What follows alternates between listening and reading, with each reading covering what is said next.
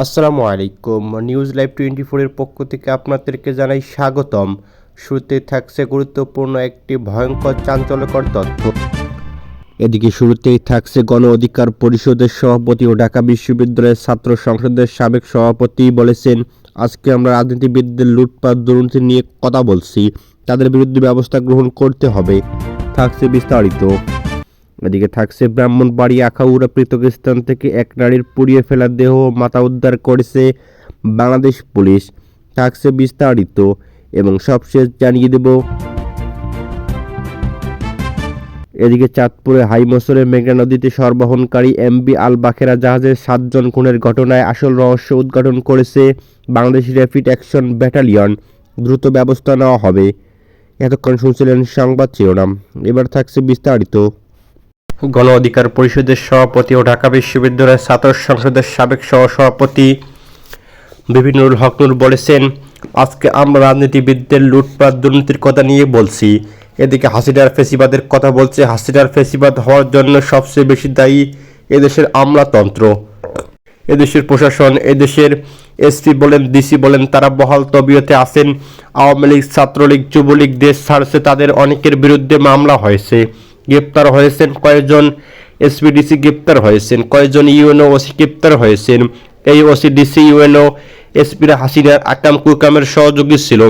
এদিকে সন্ধ্যায় ব্রাহ্মণবাড়িয়া জেলা শহরের ভাদুকর এলাকায় একটি কমিউনিটি সেন্টারে জুলাই বিপ্লব ও নতুন বাংলাদেশ নির্মাণের জন আকাঙ্ক্ষার রাজনীতি শীর্ষক আলোচনা সভায় প্রধান অতিথির বক্তব্যে তিনি এসব কথা বলেছেন। এদিকে নুরুল হক নূর আরও বলেন, হাসিনার ফিচারের পাশাপাশি প্রশাসনের মধ্যেও যারা সরকারি কর্মকর্তা কর্মচারীদের মধ্যে ফেসিবাদদের দোষর ছিলেন, ফেসিবাদদের সহযোগী ছিলেন, তাদের ন্যূনতম বিচারের মুখোমুখি অবশ্যই করতে হবে। এ সময় নুরুল হক নূর আরও বলেন, আগামী জাতীয় নির্বাচনের আগে স্থানীয় নির্বাচন করতে হবে, তাহলে ইউনিয়ন পরিষদের চেয়ারম্যান, মেম্বার, মেয়ররা সরকারকে সহযোগিতা করতে পারবে।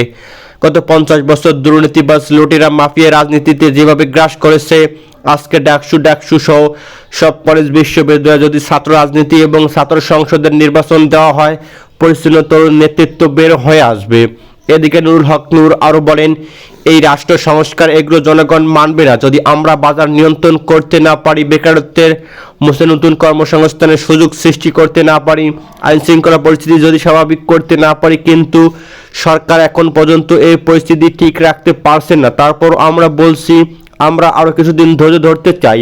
এখনো যদি আমরা বলি ভোটাধিকারের জন্য আবার 5 আগস্ট ঘটাতে হবে না, এটা দেওয়া যাবে না। রাজনৈতিক দল, সুশীল সমাজ সবাই বলছে এই সরকারকে ব্যর্থ হতে দেওয়া যাবে না। তাহলে কেন আমরা এই সরকারের বিরুদ্ধে এখন এই ভোটের জন্য, নির্বাচনের জন্য আবার আন্দোলন করতে হবে?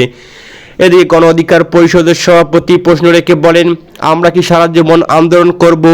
আমরা কি রাজপথে শুধু রক্ত দেব? আমরা কি জীবন দেব? এই আন্দোলনের সংগ্রামে 2000 লোক মারা গিয়েছে, কয়েকজন এমপির ছেলে মারা গিয়েছে, কয়েকজন মন্ত্রীর ছেলে মারা গিয়েছে, কয়েকজন নেতার ছেলে মেয়ে, বউ বাচ্চা মারা গিয়েছে। কোন নেতার বউ বাচ্চা ছেলে মেয়ে মারা যায়নি, মারা গেছে আপনার মতো, আমার মতো কৃষকের সন্তান, শ্রমিকের সন্তান, রিক্সাওয়ালা, গার্মেন্টস কর্মী, ছাত্র জনতা, হেনায়েত, যারা সাধারণ মানুষ। 1971 সালেও তাই হয়েছে। এদিকে অনুষ্ঠানে যুব অধিকার পরিষদের সাধারণ সম্পাদক নাদিম হাসানের সভাপতিত্বে সভা অনুষ্ঠিত হয়েছে। ব্রাহ্মণবাড়িয়া আখাউড়া পৃথক স্থান থেকে এক নারীর পুড়িয়ে ফেলা দেহ মাথা উদ্ধার করেছে বাংলাদেশ পুলিশ। এদিকে আজ সকালে আখাউড়া দক্ষিণ ইউনিয়নের গাজীর বাজার এলাকা থেকে ওই নারীর পোড়া দেহ এবং বেলা 3টার দিকে মাথা উদ্ধার করা হয়েছে। ওই নারীর পরিচয় শনাক্ত হয়েছে। এই ঘটনায় জড়িতদের অভিযোগে ঘটনাস্থলে থেকে একজনকে আটক করেছে বাংলাদেশ পুলিশ।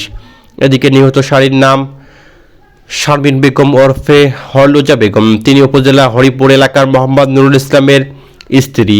এদিকে ওই দম্পতির 3 মেয়ে আছে। আটক যুবকের নাম ফরাদ রনি। এদিকে ফারহান আখাউড়া দক্ষিণ ইউনিয়নের শাখা যুবলীগের সাধারণ সম্পাদক শাহনওয়াজ ভুইয়ার ছেলে ফারহান এলাকায় মাদক চোরাকারবারিদের সঙ্গে জড়িত বলে জানা গিয়েছে।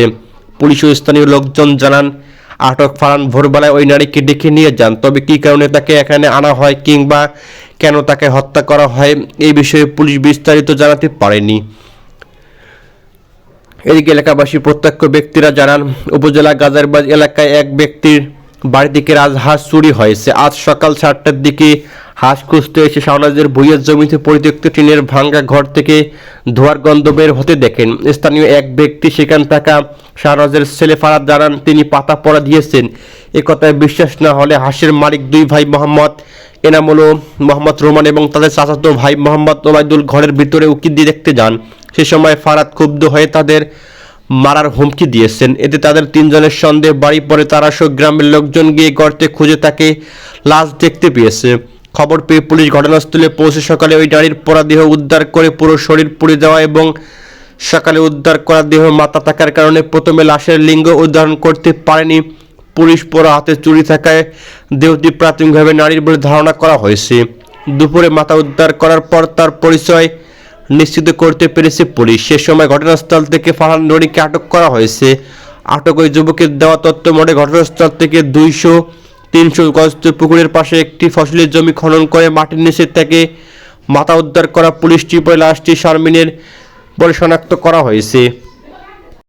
এদিকে চাঁদপুরের হাই বছরের মেঘনা নদীতে সরবহনকারী এমবি আল বাখেরা জাহাজের 7 জন খুনের ঘটনায় আসল রহস্য উদ্ঘাটন হয়েছে বলে জানিয়েছেন বাংলাদেশ র্যাপিড অ্যাকশন ব্যাটালিয়ন। এদিকে অধিনায়ক মেজর আহমদ রাকিব হোসেন বলেন, দুপুরে কুমিল্লায় কার্যালয়ে এক সংবাদ সম্মেলনে তিনি এই তথ্য মেজর সাকিব হোসেন নিশ্চিত করেছেন। এদিকে মেজর সাকিব হোসেন বলেন, 7 খুনের ঘটনায় জাহাজের কর্মী আকাশ মণ্ডল ইরফানকে বাগেরহাটের চিলমারি থেকে গ্রেপ্তার করা হয়েছে। দীর্ঘদিন ধরে বেতন ভাতা না পাওয়া ও দুর্ব্যবহারের ক্ষোভ থেকে সবাইকে ঘুমের ওষুধ খাইয়ে আকাশ মণ্ডল ইরফান জাহাজের মাস্টার গোলাম কিবরিয়া সহ সবাইকে হত্যা করেছেন। এদিকে খুন হওয়া ব্যক্তিরা হলেন মাস্টার গোলাম কিবরিয়া, গির্জা সজিবুল ইসলাম, লস্কর মাজিদুল ইসলাম, শেখ সবুজ আমিনুর মুন্সি, ইঞ্জিন চালক সালাউদ্দিন ও বাবুল সি রানা কাজী। এছাড়া আহত ব্যক্তি ছিলেন সুকানি জুয়েল।